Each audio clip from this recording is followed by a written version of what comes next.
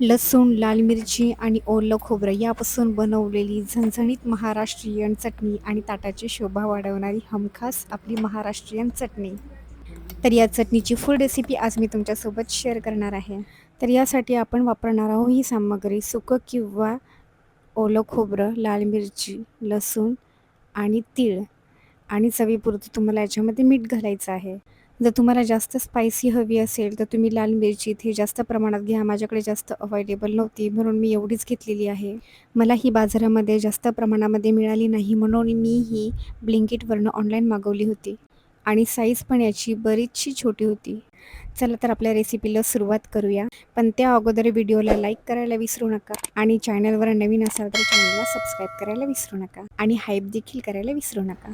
तर ही सर्व सामग्री आपण मिक्सरमध्ये आता बारीक करून घेणार आहोत. खोबऱ्याचे तुकडे मी स्लाईसप्रमाणे मोठे केलेले आहे, पण तुम्ही शक्यतो हे जास्त प्रमाणात किसूनच बारीक करा, कारण त्यामुळे जास्त वेळही लागत नाही आणि सर्व वस्तू ह्या समप्रमाणात वाटल्या जातात.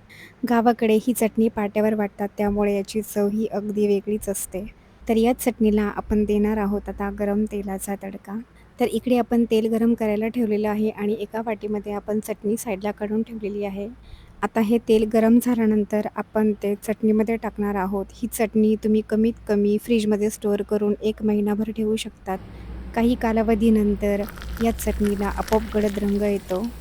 तर अशा पद्धतीची गावरान चटणी ही तुम्ही चपातीसोबत, भाकरीसोबत खाऊ शकतात आणि ताटाची शोभा वाढवणारी अशी ही महाराष्ट्राची लसूण चटणी एकदा नक्की ट्राय करून बघा.